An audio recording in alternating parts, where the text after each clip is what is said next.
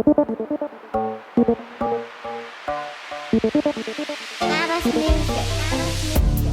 Sundering, No More Orphans by Hannibal Tabu. Chapter 4, The Proctor of the Tiger. The streets of Eldorest were alive with the gentle burbling of conversation. In this part of town, there was a strong protector present. Having spent some time in the Eternal City tracking down the suppliers of a dangerous lich, Jace knew his way to the pedestal, a wildly different bit of architecture in the largely homogeneous skyline, well enough. After dodging a field trip of elven children who had learned thaumaturgy and were making quite a run, he began to climb the steps towards two heavily armored protectors standing guard when a lightly armored figure, a heavy broadsword on his back, stepped out. "What are you looking for today?" The figure said brusquely. "I'm Levan Harper, Paladin of Orrin. And what do you need today from the Court Eternal?" "Talk to the Proctor of the Tiger," Jace responded, handing over the gift from Athrena. "The Dark Rose?" Levan looked suspiciously at the paper and took it gingerly, saying, "The Proctor doesn't just see anybody off the street, sir." He then read the paper and looked back up to say, "I'm presuming you are this Jaith Kaduri?" Jace nodded, eyes locked with the Paladin, and said, "I am." Levan frowned, handed the paper back and said, "I stand corrected, fair enough." He tapped one of the protectors on the shoulder pauldron, and they both stepped aside, making room. "Follow me, please," Levan said to Jace and stepped inside. Inside the massive edifice, a long white marble hallway sprawled out with finely set stonework and 30-foot-tall ceiling, complete with a catwalk surrounding an opening for the pedestal's central section. This is where the Court Eternal ruled on matters of importance in Elven society. Some of the dozen rotating seats were visible straight ahead to Jace's left, aligned in two rows, with 5 chairs shrouded in white cloths on a pedestal behind them. Turning right, Jace was led towards a massive staircase with a turn 40 steps up, turning left and then up another 40 steps to the catwalk. The Paladin walked ahead past a number of huge closed doors with iconic symbols on them: dragon, rooster, dog, and so on, until finally coming to a door with the head of a tiger on it. Levan turned and said, "I don't know exactly what's going to happen to you in here, so here goes." He turned back to slowly open the door and leaned in, saying loudly, "1,000 pardons, Proctor. You have a visitor. He was sent with regards from the insinuation." The comment was greeted with silence. So Levan turned and said, "All right, he didn't say no. You just go in and hope he's in a good mood today. Good luck." Levan held the door open and gestured for Jace to enter.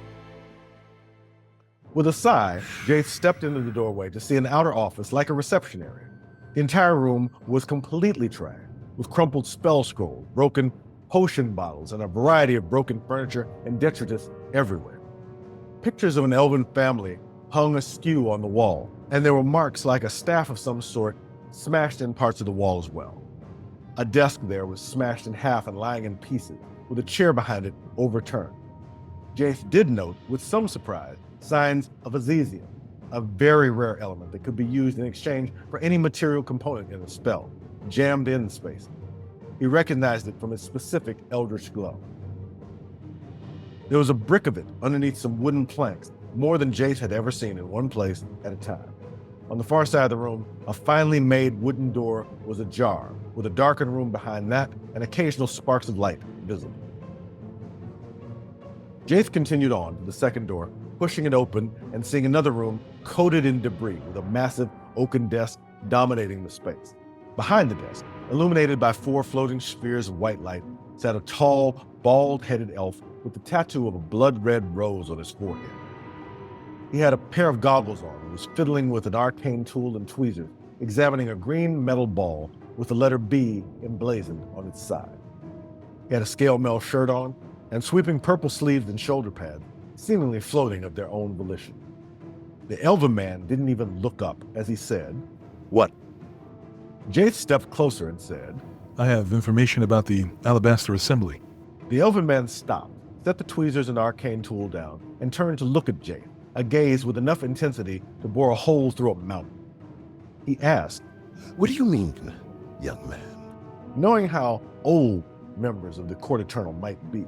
Jace stifled a chuckle and said, The Alabaster Assembly is under the impression that I have something in my possession that would assist them in somehow connecting with or uncovering information about their forbidden god. This... The Dark Rose stood quickly, close to 7 feet tall, his long pointed ears moving as well. His long reddish cape sprawled out behind him like a suburb. He gestured, and a toppled chair moved from the debris, quickly dusted itself off, and slid behind Jake. Please, sit down. The proctor's heavy intonation said. He walked around the front of the desk and sat on one edge of it. Jace took the seat as requested. When did this happen? The Dark Rose asked, carefully scrutinizing Jace as he did. less than a day ago. Jace answered. The Dark Rose stroked his heavy white beard thoughtfully, still regarding Jake. He glanced around and said, My apologies for the state of my offices. I wasn't expecting company. One moment. He pulled a small piece of fleece from a pouch at his left hip that also held a small warhammer, made an arcane gesture with his left hand, and uttered a word Jace didn't understand. Suddenly, the entire room was cleaned up, with bright light everywhere, the bookcases fully stocked, and whatever he was working on gone from the now spotless desk. Sorry about that. He said, his tone a little less confrontational. You're one of those battle magi, aren't you? Some arcane abilities, I'd imagine. Would you mind if I made a brief investigation of your memories? Thinking about some things he'd rather not have popularly known, Jace said, As long as you don't go floating around in there too much. But I don't suppose you have the time or interest in such a thing. The Dark Rose let a rueful smirk curl up the left side of his mouth as he said simply, I don't. He reached for his desk, and from seemingly nowhere, a copper piece came out of the desk and floated into his hand. He spun it in air, and it disappeared as he made a different arcane gesture. And Jace reeled backward, feeling the proctor pushing through his mind. After a split second, the Dark Rose frowned and sat back, the feeling disappearing from Jace as quickly as it came. He's still alive. The proctor muttered to himself. Jace shook his head, trying to clear the strange feeling like someone had poured ice water through the grooves of his mind. Well, Kodori, The Dark Rose said. I have good news and I have bad news. That's how it usually goes. Jace said, blinking. The Dark Rose stood and said, The good news is that you have attracted the attention of possibly the stupidest member of the Alabaster Assembly, their Archmage, Jasper Hagrid. Thinking about the Dracolich he handily dispatched, Jace said, I figured with the way things went down. The Dark Rose continued, The bad news is that he remains an enormously dangerous, powerful magician. Copy that. Jace agreed. When I found out what the assembly was, I assumed he had some danger to him. The Dark Rose said, As stupid as he is, I really hoped he'd have found his end by now. Hope. He paused to glance around the room. It's not what it used to be. Turning back to Jace, he said, I was only looking for raw information as I was in a hurry. What are you looking for here, Kodori?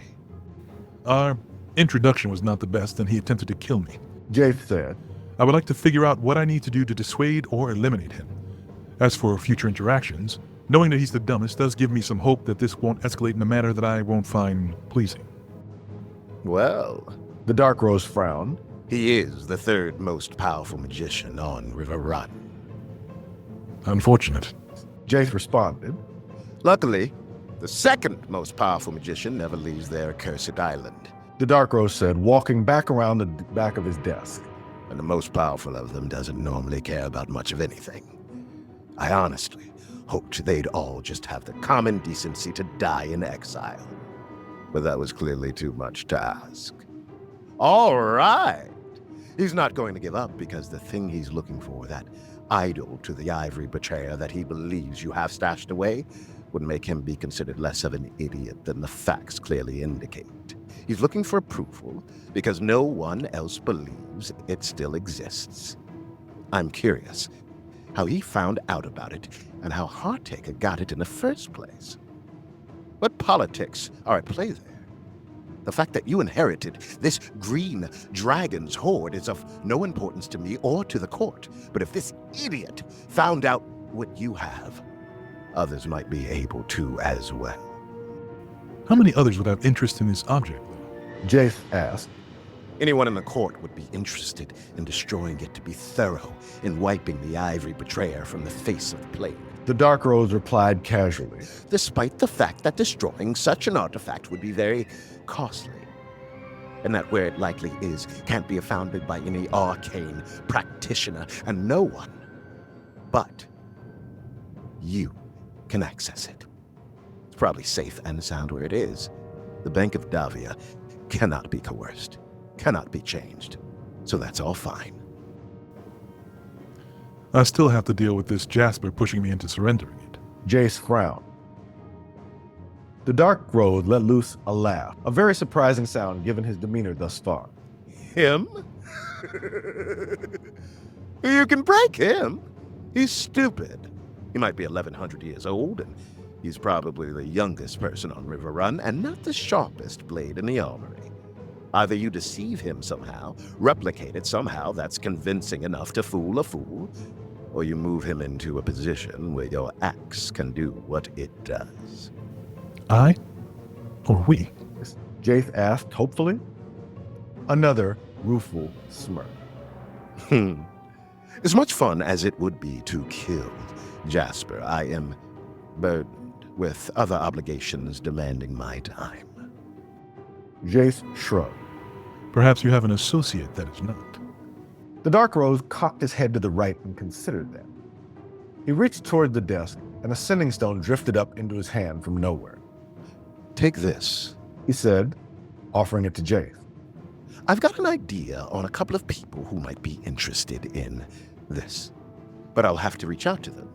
That will allow us, once a day at least, to keep in touch. Oh, and please, show me whatever you were given that got Levon to bring you up here to me. Jace handed over the square paper from Athrena. The Dark Rose's eyes glowed blue quickly as he examined it, and the paper began to spin on its tip in his hand before bursting into a flash of flame.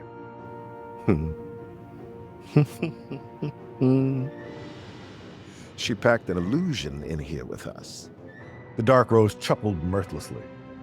The Nation Spy Network has taken an interest in your investigation. They excel at trickery and folded in a small aberration into your invite. I forgot how complicated these games can be. If you'd like to take it up with them, go as high as you can in the Orrin Tower in Het Katen and keep yelling that you need to see Seven Thorn over and over. Someone will come out to find you. Fast. I'm supposed to meet with a woman. Jace said, thinking back to the park. The one called Athrena Castlemaine.